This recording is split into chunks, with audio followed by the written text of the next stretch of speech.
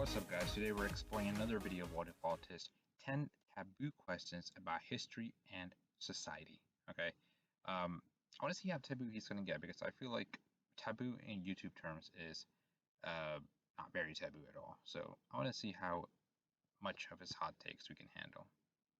Our abilities of reason, judgment, open-mindedness in our ancestors. We like to pride ourselves in how rational and logical we are. However, the truth is that there are lots of taboo subjects that cannot be broached in really any form of society without becoming a heretic. In fact, I think any deep discussions of what human nature is and how societies work will get you branded a heretic in the modern world. This video is here to discuss these subjects. I'm going to try to take a measured and fair look at all of these things that are really controversial and analyze the strengths and weaknesses of each argument. What happens when you make a discussion taboo is that only the radicals talk about it, and so I'm trying to be a voice of good reason and judgment here. Before we start, when you see the titles of these, that doesn't mean I agree with the contrarian take I'm putting. For many of these, I come out in favor of the status quo opinion. My highest aim is the truth, something which is simultaneously beautiful and ugly. This video will probably end up offending every part of the political, religious, and philosophic spectrums, and this is actually the first video of a two-part series. The next video I'll be releasing soon. But as an early Christian saint once said, if everyone likes you, you're doing something wrong, and you should aim to have the good like you and the evil hate you. Even if you disagree with me, and I mean I'm imperfect and constantly wrong like everyone else, I like you to take in good faith that I'm looking for the truth. If you dislike me politically and then try to twist my words here to make me say something I really wasn't trying to say, to take me out of context or unfairly tear me down, then you're merely proving the inferiority of your morals and arguments through your own actions. With that out of the way, let's get started. On my end. Yes. Audible is, I've listened to Audible because audible.com/whatifun does genetic or political affiliation, how fast you drive, what music you listen to. Intelligence is between 50 to 80% today. Number 1, does genetics have an effect on social?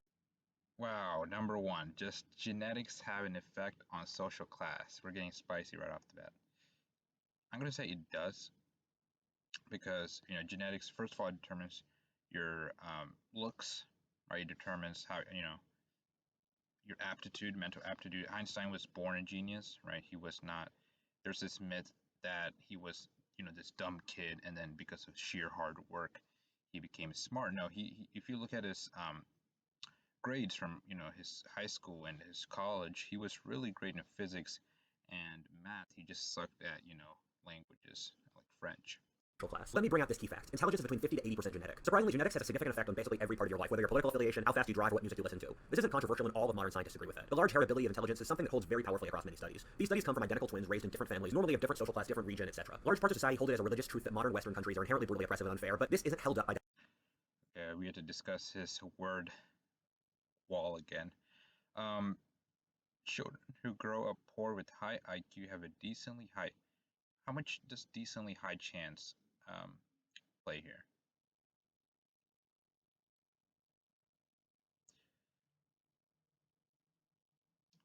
Compare the most successful company.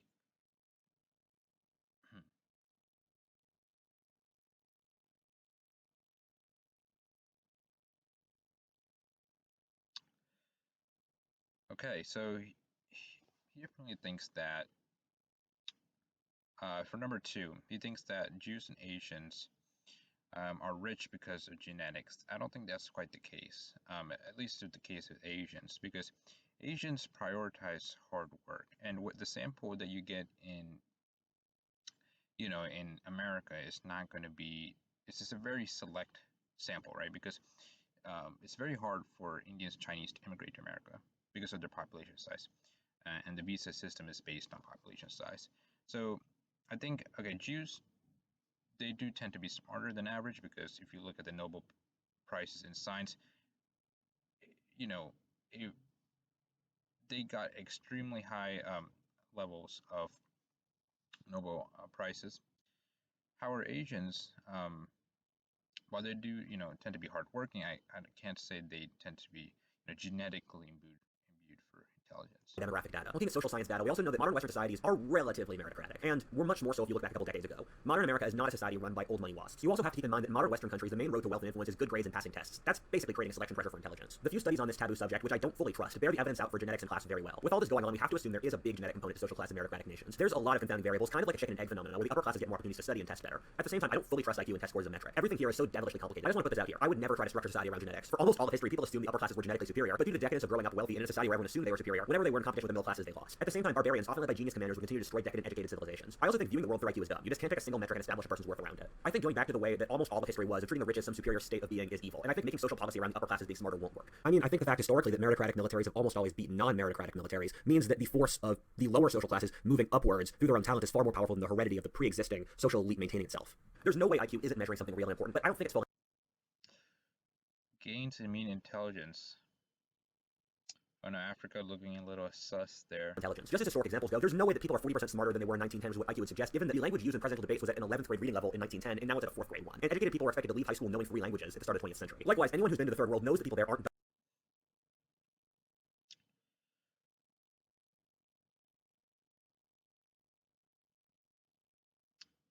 IQ is a sign of permanent. Yeah, IQ's definitely not the most optimal strategy, especially for people that don't know, English that well or Western style education that well. I think this map just shows you, which countries are the most educated, most well off. And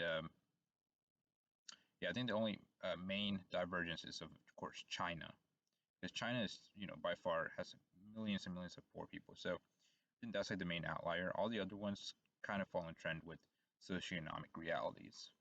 dumber than first worlders. They are just some of the most entrepreneurial and creative people you'll ever meet. I mean, to use some personal examples, and I'm sure a lot of people can relate to, one of the smartest people I know grew up in poverty, didn't get good grades in school, and never went to college. One of the dumbest people I've met grew up in wealth and is now going to a good school. I mean, I feel like a total jackass saying this, but I'm going to use myself as an example for why I think IQ is often broken. I have photographic memory. I can draw any country in any year in history off the top of my head. I think I read somewhere that photographic memory is not actually a thing. Correct me if I'm wrong in the comments. I don't think that's actually a thing.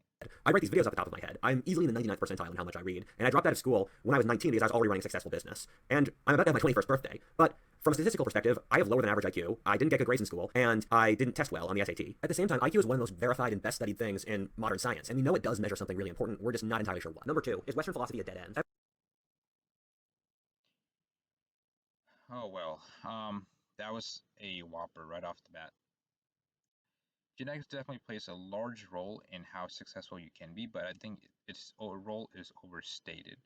Um, Bigger part, of course, is the environment you're raised in, like how much money, your parents have, which, country you're born in, obviously. And I'm not quite sure why he uses, Whatifalthist uses himself as an example, right? Anecdotes are not that good when you were making arguments, but I guess that's what he wants to do. Best studied things in modern science, and we know it does measure something really important, we're just not entirely sure what. Number 2, is Western philosophy a dead end? Ever since Pythagoras and Plato and going through Descartes Western philosophy. Okay. Is Western philosophy a dead end? Yeah, that's a weird question. Let's see what that.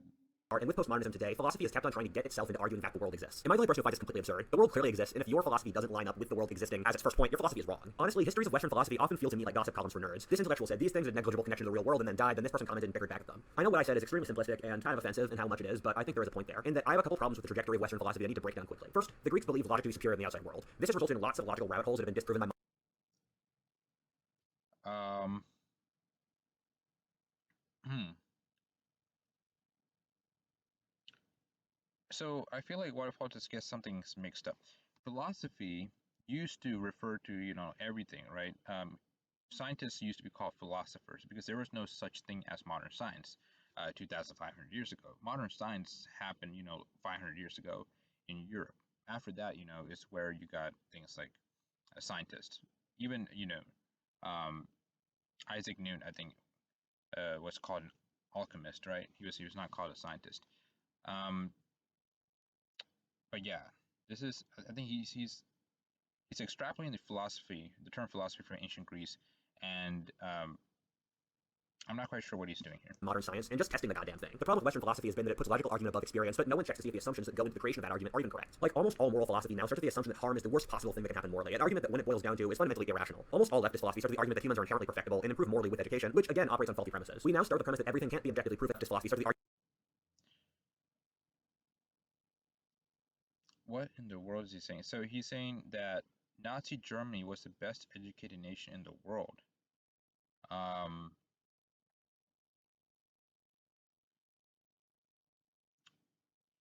I feel like Nazi Germany only happened because they were so poor. They were so, and countless times across history.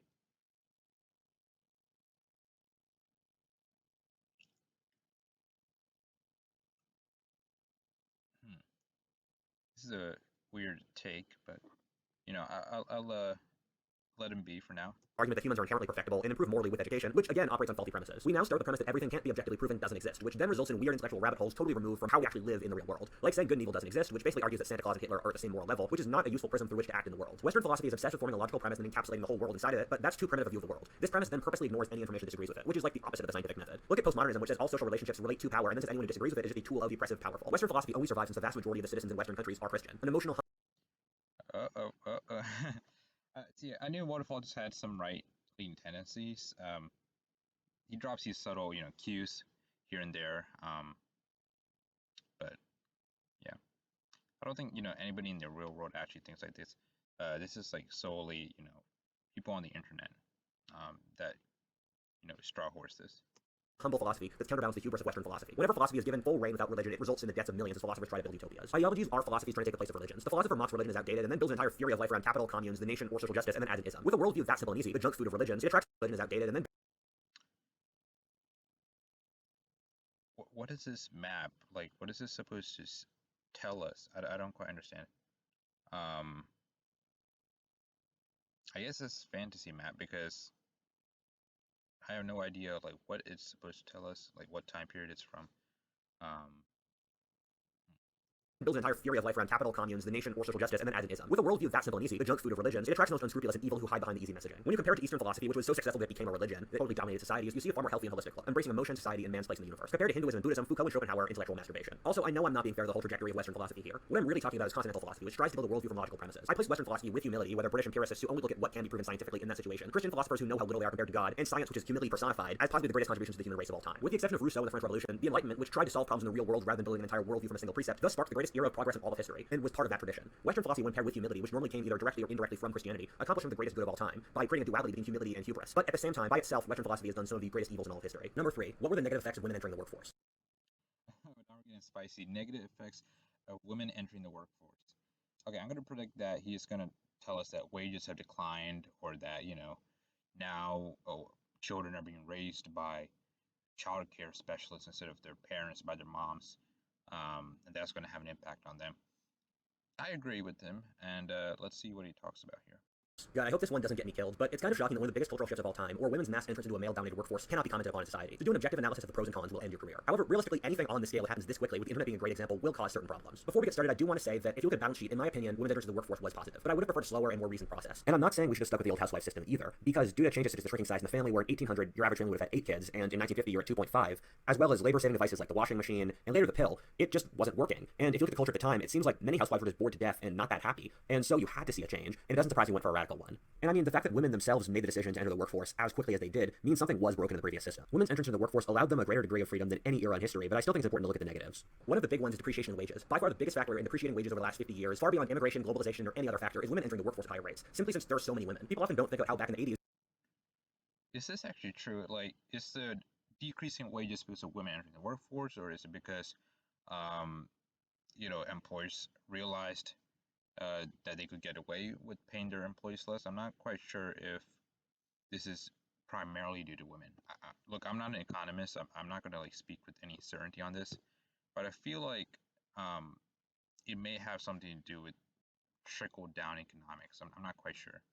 it was normal to have a single father support a stay-at-home wife and multiple children. Now I would say most couples with both parents working can't afford to have any kids. This has created a problem for many women who would have wanted to stay at home but now can't since other women have depreciated wages by entering the workforce. It's easy to overhype the economic growth that came with women entering the workforce since housewives are actually pretty economically productive, having 80% of the economic value of a worker, and that was more pronounced toward labor-saving devices. So if you go back to the world before, say, World War II, women had the same degree of economic value as the men who were working, it's just it wasn't being paid for. And a lot of the costs come down to stuff like childcare, cleaning, or cooking food. It also created a lot of stress, where as a bachelor, I can say managing all the chores in the house between cleaning, cooking, and the like comes down to a full-time job. And so when both sexes are working, it leaves people with a lot less free time. The effects of this are borne out across society, ranging from collapses in sleep time to collapses in health, since families are eating out with unhealthy food more often. The obesity stats are basically the same as high fructose corn syrup consumption or vegetable oil consumption, and I sure can tell you that I'm not the one who's using high fructose corn syrup and canola oil in my home cooking. It's almost entirely restaurants. We're also not counting the intangibles of non-working women as well. Women are generally the bedrocks of community and do things like hosting social events, keeping communities together, and the like. In analyses, we found that women entering the workforce is one of the biggest driving factors for the collapse in communities, social circles, and trust in America over the last 60 years. On top of this, we found women have become less happy over time as they've entered the workforce. This is spelled out for women as a total demographic. And you also find working women and women who work more hours are unhappier as groups. Women in countries with lower labor participation are happier. We're also in all Yeah, 9 to 5 jobs are really bad, my friends.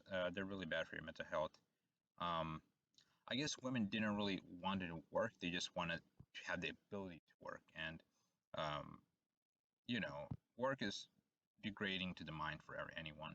all-time high for female mental health problems now, across historic record. My guess is that as women are forced into male-dominated work communities with high degrees of competition, which women due to higher trait neuroticism and lower testosterone on average find more stressful than men, much of the modern feminist movement is women trying to redesign the workplace on a feminine basis, but the truth is that competitive organizations need to have a masculine edge to them in order to survive in a Darwinistic competitive world. There's a reason militaries are all manly, given that militaries that aren't manly lose. The entrance of women to the workforce en masse has resulted in massive growth in middle management and bureaucracy, as women want more order and less rough competition in the workplace. Finally, the massive mental health crisis among Gen Z may in a lot of ways be driven by children not having enough time with their mothers growing up. As mothers left for the workplace earlier, putting kids in daycares, we went through a giant social experiment never before seen in history, the results of which we're still bearing fruit of now. Children raised in daycares have significantly higher anxiety, much worse attachment, inability to maintain relationships, and higher depression. If you were looking for negative social effects of children not having enough time with their mothers growing up, the results would be exactly what they are. Number 4, are some cultures better than others? People Yeah, this is definitely getting like more outlandish with each one. So he's saying that some cultures are better than others. Let's see. Of course, it refers very strongly to your biases, and I think Rudyard, being a Western descent, is going to say that Western culture is better than others. Um, but I would probably say that cultures are not better than others. They may have better characteristics for temporary periods of times, but then other cultures are better at other periods of time. So I think it's not like cultures. You need to ask what culture is driving the most development currently. I think that's a question to ask, not like which cultures are permanently better than others. like to say that all things are equal and you can never judge quality, but really that's a non-argument since no one acts like that. You won't treat Genghis Khan or Gandhi as the same. Almost everyone will take a Ferrari over a rickshaw. Reality is how people act, not what they say. Once you open up that subjective differences do matter, you break apart all arguments that there's no difference in quality and good and evil don't exist. However, the idea that all things are equal and interchangeable is non-judgmental and thus in vogue now. The compromise of the post-World War II world was that all races were Wasn't this the guy that was saying that IQ is determined like 80% by race? Or is this like in the wrong section? I'm not quite sure what is going on here. genetically equal. Something I can firmly get behind, I think is a lot of strong evidence. However, a concept created to all cultures being equal, something that doesn't make a lot of logical sense. Look at it this way. Why would immigration happen if all countries and cultures are equal? Why would people invest in certain countries and not others? Why would certain cultures vanquish others in wars? I mean, just look at the statistics for hours worked, crime, educational output, and you find massive differences between cultures. If cultures were all equal, why would you see certain cultures able to successfully incorporate others, or cultures take on traits of other cultures? Japan wouldn't have westernized if the West wasn't doing something right, and people wouldn't have copied Roman fighting styles if the Romans weren't winning. The fact that you see such wildly variegated cultural norms and ways of life in the same geographies or in the same genetic pools means that culture is a very important factor in of itself. You can choose to explain these away with easy answers like geography or repression, but those are pretty easy to disprove. Why do English-speaking countries with antithetical geographies like Australia, America, or the UK have the same income range? Or Latin countries, very different geographies and histories, same income range? Why do large empires often become poor while tiny city-states become wealthy? Any serious person will tell you culture is important to history. Anyone who has traveled Civilizations in 1776.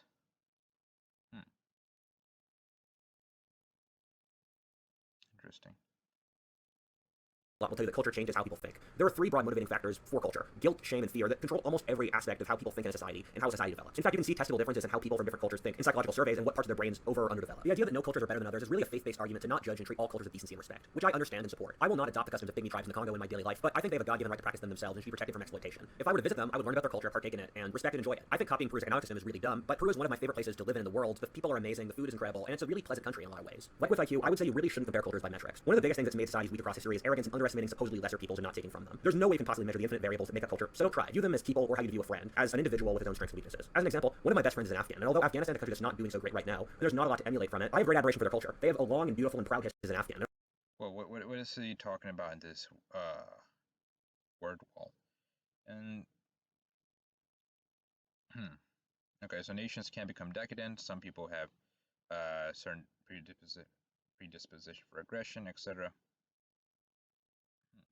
Okay, interesting. And although Afghanistan's a country that's not doing so great right now, and there's not a lot to emulate from it, I have great admiration for their culture. They have a long and beautiful and proud history. They're remarkably brave people and often extremely kind, and amazing food. Their art is beautiful. And so, even though Afghanistan isn't successful now, an Afghan would have so much to be proud of, and that's the case of every culture in the world. Number 5, why is sex so taboo? From a scientific standpoint, sex is the most important thing in life. That might sound cringe, but from a Darwinistic standpoint, it's correct. Not much matters in Darwinism except producing descendants who survive, or in other words, the redneck who had 7 children through 3 baby mamas beats the wise sage who achieved total happiness but died childless. However, strangely enough, given its massive importance, sex is the most taboo subject in our society. If a large public TV network accidentally showed pornography, it would be a scandal remembered for decades. However, they show gratuitous violence every day, and no one bats an eye. If a wholesome newlywed couple had sex in a park bench in open daylight, it wouldn't be viewed as a wholesome continuation of the human race by 2 upstanding citizens, but as disgusting and depraved. It's considered disgusting for a mother to be naked with her 10-year-old child, who she literally knows everything about in birth, but why? I have a couple answers. The biggest I would say is fear of death. Although it's hard to tell, we don't think animals are aware that they must die. Animals fuck without worrying since they feel like it, but for humans who know we must...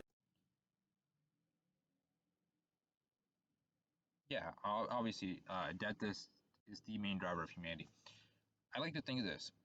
All of human life is an attempt to distract ourselves from death.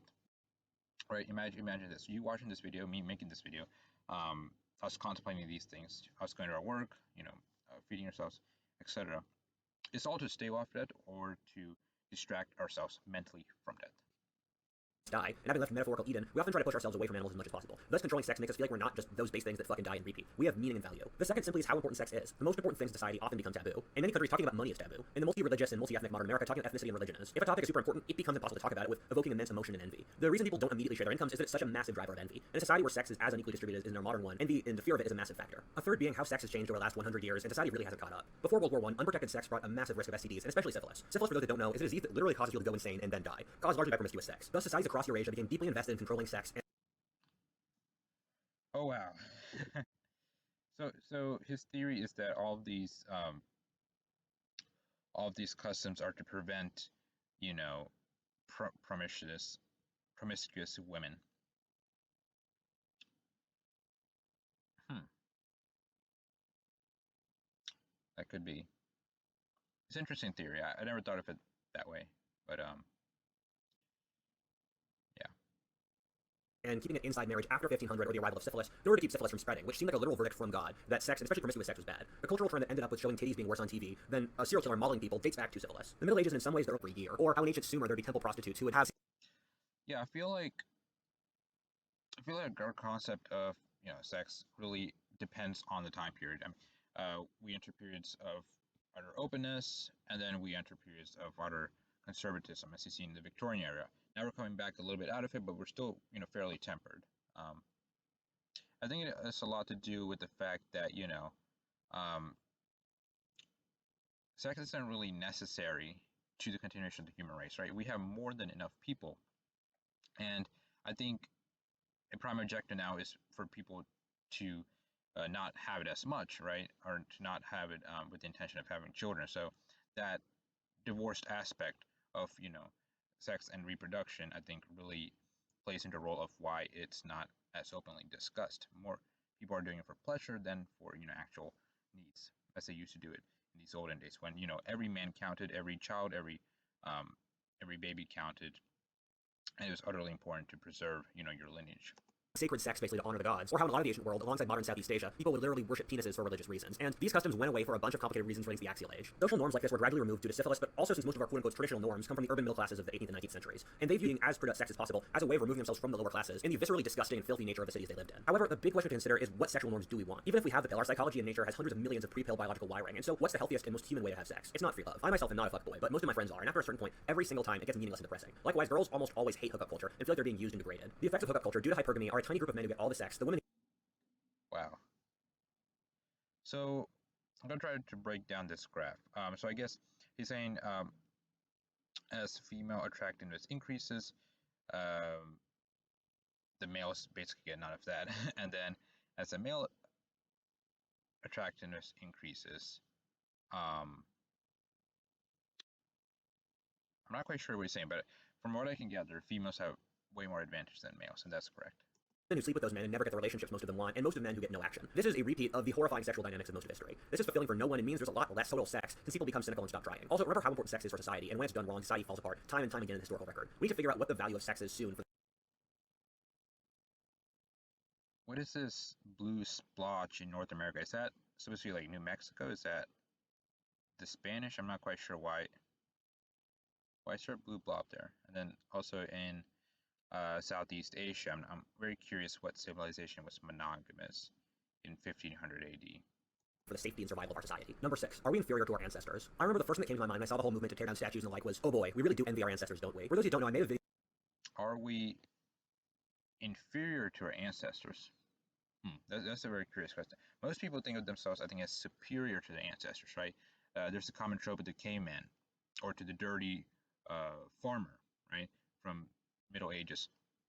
I think most people safely assume that they're superior to the ancestors, not inferior. Video like how envy affects society. So it's really changed the way how I view the world and to see how deep envy does go. And the only way I could make sense of why young people today are tearing down statues of Winston Churchill, writing white men out of the school curriculum, trying to blacken their ancestors' names, is that now we know in the bottom of our hearts that we don't match up to them. Let's look at it through this lens. The United States in 1850 and 1950 settled the West, ended slavery, ended real disease and poverty, beat or held back the multiple tyrannies of communism, Kaiserism, the Japanese, and the Nazis. Went from cavalry charges to nearly landing a man on the moon, turning cities from filthy disease-ridden traps to beautiful latte and park-filled places, and gave women and ethnic minorities much better deals in the world and legal equal rights. Have any group of men before since accomplished as much as they did in that time? The men of the West in that era will in 3,000 years be remembered the same way we think of the Greek. So he's talking about specifically the great men theory of history, right? That a few select men achieved a lot of great things in history. While that theory has some merit, I think there's a lot of weaknesses as well. For one, okay, you really can't say which figures will be remembered in 1,000, 2,000, 3,000 years, right? For example, Tutankhamun, right? What did he do? Nobody knows. It just happened so that his remains were preserved very well. But he was just a kid, right, when he died. And think about all the countless pharaohs from Egypt that did so much more that we don't remember because um, their mausoleum or their records or whatever were not preserved as well, right? So, who knows? Maybe Napoleon's, entire legacy is ransacked. Maybe Paris is burned down, in the year 2500, and Napoleon's grave is gone, right? And nobody knows about Napoleon. I think it's very interesting to note that you don't survive because you're famous. You survive because you survive, right? Because your record survive or your legacy survives. Jesus, Muhammad, they survived because they founded religions. Socrates, Plato, Aristotle, they survived because their work survived, right? There are so many great philosophers, so many great bodies of work that we will never know because they didn't survive. And we don't know about them because they didn't survive. So I don't think it's fair to judge who will be famous in 3,000 years based on who's famous right now. Miracle of Aristotle, Plato, Xenophon, Pericles are the standard of the 300. Now, what could we possibly do to compare? Make the iPhone, legalize gay marriage. We can say that, but we know in our hearts that we cannot possibly compare. In our private lives, compare your life to your ancestors 100 years ago, or your grandparents, and how they triumphed over much harder conditions than you did. For those of us with parents from non-first world countries, these comparisons are even more acute. It makes sense on an emotional basis that after those generations of great Western men, that their descendants would try to backlash. I don't quite understand this. So he's saying that because our ancestors lived tougher lives, that they lived better lives. That's not true. Usually, better lives are I guess, more pleasurable lives can be considered better lives. I sure as heck would not want to be in World War I, right? I don't know, maybe it's a sepoy or something. Thousands of miles away from home, uh, getting shell shock, having my feet eaten by rats, getting uh, chlorine gas from the Germans. Okay, suffering adversity does not make your life better. Okay, it makes it worse. You need to suffer problems that are not really problems. Disown the culture they built and even try to destroy the concept that comparison can happen so as to ease the pain of knowing they cannot compare to their ancestors. I was listening to a tape of someone who was born in the 1850s from Pennsylvania, my home state, a man who remembered the Civil War, and the conversation was recorded in the 30s, and I was shocked to hear he talked in exactly the same accent as my grandmother. The people of the past were in many ways not too different from us today. I often think of how I could have had a conversation and been very good friends with many of the men who died in World War I. We could have talked about history, many of the same books, and would have shared many of the same notions. However, those men, many of whom came from middle-class backgrounds more comfortable than ours today, faced the utter unimaginable hell of trench warfare. One of my favorite historians is Amory Duriancourt, who is completely obscure today and writes books of the history of civilizations, but when he was writing in the 1950s, had every single one of his books get a glowing review from the New York Times. Look at Will Durant, who wrote 1,000-page histories of civilization in the 1930s, each of which was a bestseller. Alternately, just read the intellectual level of debate of the founding fathers or 19th century political debates, or how many of the names of American cities founded in the 19th century had classical names like Utica, Syracuse, Spartansburg, Hannibal, etc. Imagine that degree of intellectual poison in the modern world, in a society obsessed with the Kardashians and the like. I love talking to immigrants. In a country like America, immigrants tend to often be the highest quality people from their home countries, and often had to do crazy things to arrive. Oh, thank you. I happen to be an immigrant myself. I fear. It blows my mind to hear how an immigrant from Burkina Faso had to cross Sahara by bus, or a Bangladeshi immigrant had to wake up at 2 a.m. for the 2 hours in his neighborhood got water from the government. The thing it leads me to think about is how my own ancestors had to flee Ireland due to the potato famine, or had to clear the frontier fighting Indians, and how they must have felt having lived through crazy life and death stories. I've had 3 life and death experiences, and each have changed my life in the most beautiful possible ways. As I've talked about in my video on decadence, as life gets easier, people get softer, less formed, and less ambitious. We've seen this play out with psychological studies with hardship and trauma forming character in many ways. What I see with our current era is how the medieval Islamic historian Ibn Khaldun's theory. Okay, what is this graph showing us?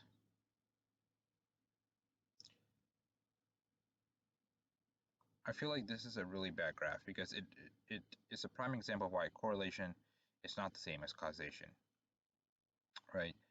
Um, like, what is this graph supposed to show? I don't quite understand. Theory of how the first generation makes the empire, the second maintains it, and the third loses it. When I'm about to do something that scares me, I think about how many of my ancestors died in battle fighting for freedom, and how they call me a pussy. At the same time, I'm sure I had many ancestors that were horrible people and cowards. History contains both immense ups and downs that we have to focus on. In the same way that you had many ancestors who were superior to you, you had many that were inferior to you. However, an understanding of history is in many ways liberating from the constraints of the present world, and allows us to get a real perspective. Number 7, does society need drugs to function? Does society need drugs to function?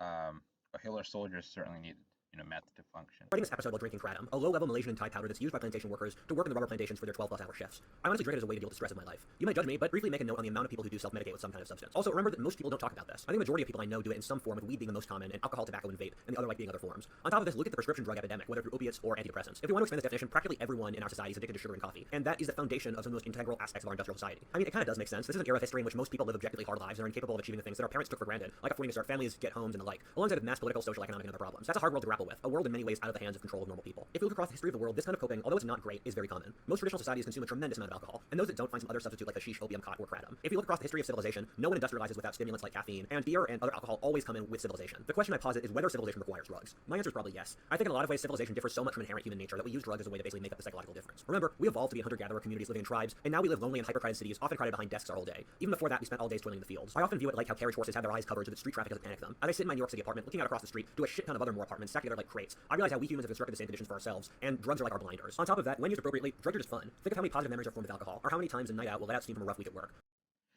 Yeah, I think it plays into the whole thing, distracting yourself, right? How do you distract yourself? Maybe you're not in the best position financially. Maybe you're not where you want to be, in life. Maybe you're afraid of death. I think drugs allow you to escape temporarily, right? Pretend you're not just a meat bag, right? Pretend that you're something else. Although it isn't healthy, I do understand it for coping. A big reason I dropped out of college was I was working myself to death trying to do classes and my full-time job as a YouTuber at the same time. And I was consuming an unhealthy amount of alcohol to calm my nerves down. And I knew it wasn't healthy, so I dropped school. An interesting trajectory that we're investigating is how much effect psychedelics have on early religions, being central to the formations of early Christianity and Hinduism at least, and probably other religions, and being central to almost every tribal and shamanic tradition. Societies mix them with rituals, dancing, and celebrations in order to gain higher levels and reach the spirit world to balance out the mundaneness of normal life. For those that have done them, reaching a higher spiritual level with stuff like ayahuasca, peyote, and the like is some of the most meaningful experiences a person can have. I'm not going to denounce drugs blanketly. However, I think we need to use them responsibly. We need to keep people from addiction and also use drugs for their positive effect. Now we're in a society that either fully denounces drugs or lets people use them whenever they want, and neither of those is really good. We can't get rid of civilization, but we can massage it more easily if we use substances correctly. Number 8, why is diversity good? For the Why is diversity good? Okay. I have a very strong feeling based on this video and based on Whatifalthist, past rhetoric. It's going to tell us that diversity is really bad. Okay, and I'm going to offer a rebuttal to that. modern left and Western countries, diversity is the number one thing they push for. In every single circle, having as many people as possible of different racial, ethnic, and gender backgrounds, that organization becomes automatically better for some reason. Likewise, Western countries should import as many people from different ethnicities as much as possible all the time. However, I've never heard a coherent argument for why diversity is a good in of itself. I mean, many of the most successful societies in history were homogenous. Look at ancient Athens, which was a tiny homogenous citizen population that accomplished an insane amount of everything. Or look at how largely homogenous countries like France, England, Germany, and the like accomplished a tremendous amount of things across their history. Likewise, when we look at the richest and most successful countries in the world today, they tend to be countries that have historically been exceptionally homogenous or very homogenous today, like Sweden, South Korea, Japan, or Finland. On average, homogenous countries tend to be more successful than diverse ones, given that it's I like how he puts Anglo-Americans, even though, we clearly know that German Americans, right, are probably the first or the second largest white group in America. easier to coordinate people who share the same cultural assumptions. Meanwhile, most diverse societies in history have been giant autocratic empires where the elite was a single ethnic group or an alliance of two ethnic groups, and they ruled over all the other ethnicities. Examples like this include the Austro-Hungarian Empire, the Russian, Roman, Mughal, or Spanish empires. You really do not have a lot of examples of successful culturally diverse societies. In democracies like Belgium, South Africa, or Canada that have multiple hegemonic cultures, all inhabitants will readily admit how difficult it is to coordinate these various ethnic groups. It involves an incredible degree of pain, inefficiency, and hassle. Look at most African countries where one tribal group seizes power of the country and uses it as a vehicle to steal from the other tribe. This also ignores how many states across history and empires failed due to changes in ethnicity and ethnic dissolution. Look at the Roman Empire, where due to declining birth rates among the Roman citizen class and Germanic immigration, the empire fell apart. The same thing's true with the Turks entering into the Abbasid. Alternately, the lowering of the Russian and South African white birth rate and the dissolution of the unified USSR and apartheid South Africa. There are examples of diversity working, an example of which is the immense spreading of culture and ideas that came with the foundation of the Islamic Caliphate in the Middle Ages, or how the United States was able to incorporate immense amounts of immigrants from different countries and continents to make it stronger, wealthier, and more interesting. However, in both of these cases, there were hegemonic cultures, whether Arabic or Anglo-American, that immigrants were allowed or expected to assimilate to and provide leadership to the broader society, which the modern left also views as evil. This proves diversity can work and can have positive effects, but also doesn't seem to be necessary for a successful society and can go very badly. The thing that holds society together is shared blood, shared beliefs, and common enemies, and this is totally ignored by people who push for diversity. There's no discussion of the effects of diversity or its history, which for the left is an element of religious faith in of itself, and aims for diversity without any logical or historical argument. I think the fundamental truth is that this comes from a self-loathing in which these leftists think there's something fundamentally wrong with being white and Western, even though they're the most successful societies in the world today, and would like to erase. Okay, wait a second. Hold on here. I think he said a lot of hot takes here. So let's read this book, right? Why diverse democracies tend to fail. And of course, the main reason is that people tend to self-segregate, right? They segregate into these groups. They don't talk to other people. They don't really interact with people of another culture. And so they think of them as foreigners, right? They don't think of themselves as, say, Americans. Now, the thing is, diversity is good in some respects because without importing, right, without importing immigrants, the American birth rate is extremely low. It's below population replacement level currently. And also, you can be very selective in the types of immigrants you choose if you're careful enough. This is what America does. America prioritizes talent, right? It gets immigrants that are the best in their field or that are already educated, so it doesn't have to pay for their education, brings them over to the U.S. And this is why immigrants um, tend to be disproportionately hardworking and also disproportionately start businesses and rejuvenate the American industrial sector. So I have to say that Whatifalthist is wrong in this one, right? Diversity is good in the sense that it's a byproduct of importing talent. It's not good in the sense that of course it creates rifts in society, but it's an essential byproduct, right? It cannot be overlooked. And the main thing is that you can still have a diversity of cultures while having common languages or common religions. That's what America is based on. So I have to disagree with Waterfall on this. I think he's going a little bit into the right wing here. Erase them as much as possible. There isn't really any other argument that makes sense for it. And I mean, given this is people who literally say they want to erase whiteness of Western civilization, although it sounds bombastic, I think it's true. Number 9, is war good? Oh, let's see. 1, 2, 3, 4, 5, 6 of the 10 deadliest wars were fought in China, right? China needs to get their act together, otherwise they're gonna suffer another one of these in the 21st century. Diseases during the wars, while improvements in health have resulted in 5 billion lives saved over the last 200 years, or 25 times that number of lives saved. The invention of penicillin, for example, which was driven by World War I, saved 120 I think you get something wrong. Penicillin was driven by World War II, not World War I, because Alexander Fleming discovered penicillin in the 1920s.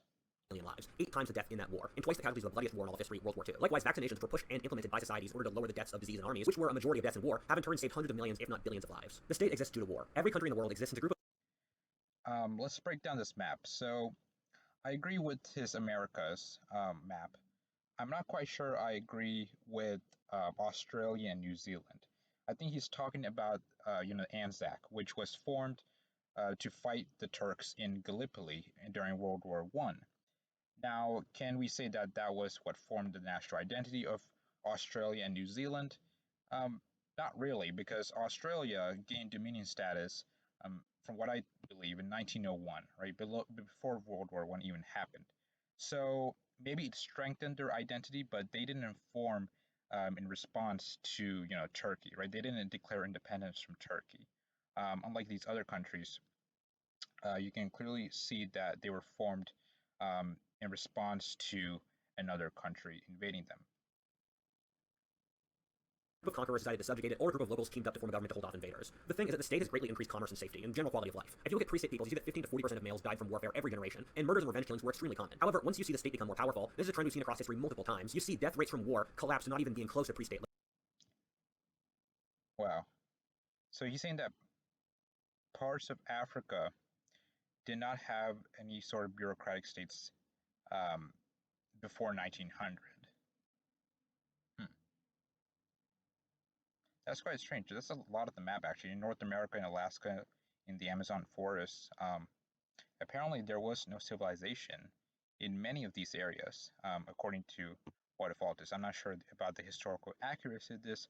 Maybe some people knowledgeable about African history can debate this map, but I'm pretty sure there was more civilizations before the year 1900.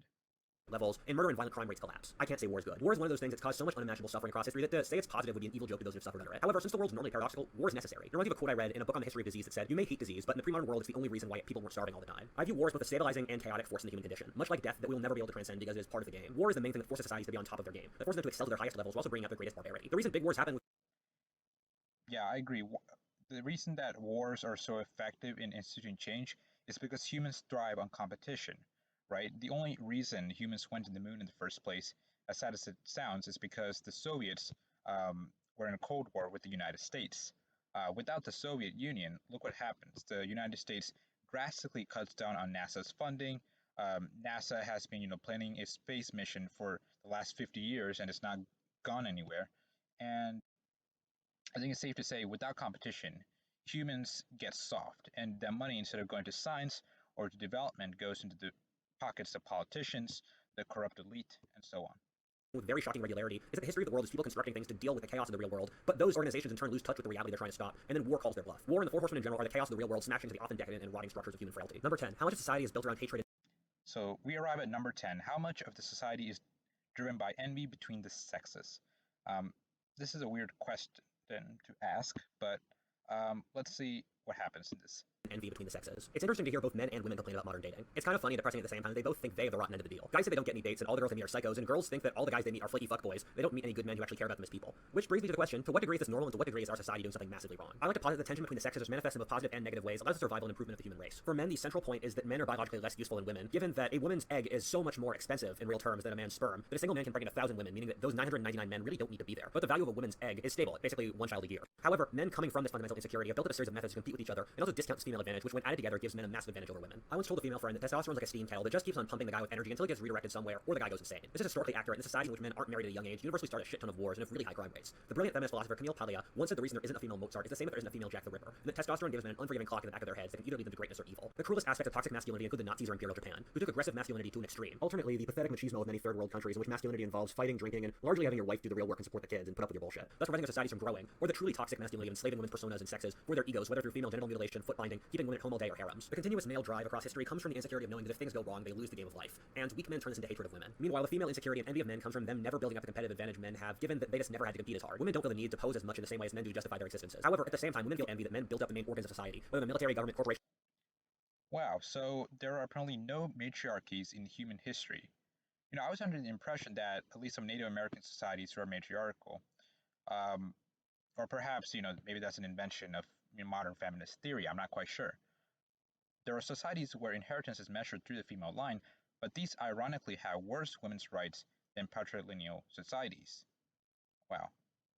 I mean, it makes sense. Women are, of course, biologically weaker than men. And power dynamics, of course, the olden days as today involves a show of strength, right? Maybe it's not as much today because, Joe Biden isn't exactly gonna stomp kick someone, but I would say that, that aura of strength still rests with men rather than women.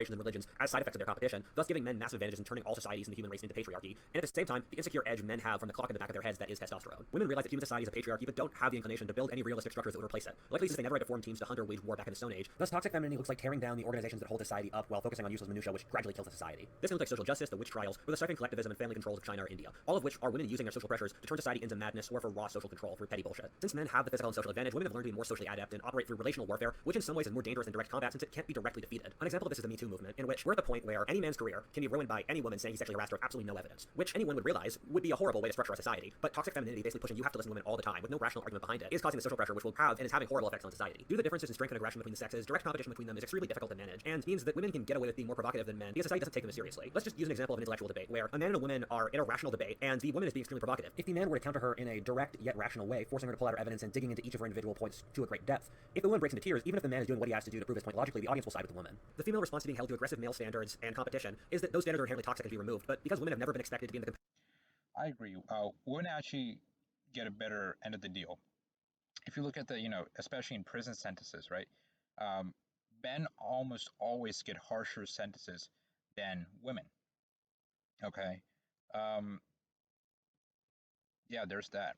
Competitive edge of society. They don't understand that those competitive aggressive standards are there, and we put them because if they weren't there, we would all die. The extreme difficulty of coordinating competition between men and women is why basically every society in history, going back to the Stone Age, has structured occupations in a gendered way between men and women, with their own spheres. On top of this, society has done a poor job of mixing up things that make more sense to the feminine mindset, make more sense to the masculine mindset. In our daily interpersonal lives, the feminine way of managing social relations and being forgiving and emotional works better. While in the modern world, we try to over-rationalize and split people into different categories in our daily lives that's very mechanical and depressing. Well, meanwhile, using feminine forgiveness or lack of competition for stuff like war or business and the like is just a road to social decay and being conquered. At the same time, you do need a balance of both in their own places for a healthy society. What both sexes need is to basically take responsibility for their own problems and love and appreciate the other sex for where they are. A real man knows that women aren't evil and doesn't put them on a pedestal either, but knows that we have to work together with our strengths and weaknesses for the further propagation of the human race. The other sex aren't an amorphous blob, they're people. A good man is able to love women as he can love being a man. However, this is the opposite of what modern society pushes. Healthy relations between the sexes involve each sex knowing who they are while also empathizing with the other sex. What modern society does is to microscope all gender relations, offering no forgiveness for mistakes made, and then trying to create a war between the sexes. Let's just take a moment to pause and think about this. If I had shown you the screenshot from, you would have not known that this is a guy that pumps out, geopolitical videos. This is like your basic Facebook memes. sexist upset relations for social change, but fails to ignore that you cannot have war between the sexes since they always need to work together for society to function. War between the sexes, not cooperation and understanding, is a road to insanity for both sexes and a collapse of society, both of which we're seeing now. I consider incels and radical feminists, cat ladies and weebs to be the same symptoms of this social pandemic. Well, I wonder what you folks thought about that video. As always, thanks for watching. Stay tuned for future videos.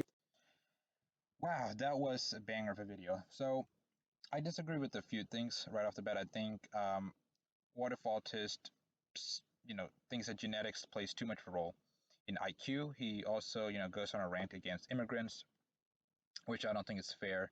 Um, but overall, I think he makes some great points.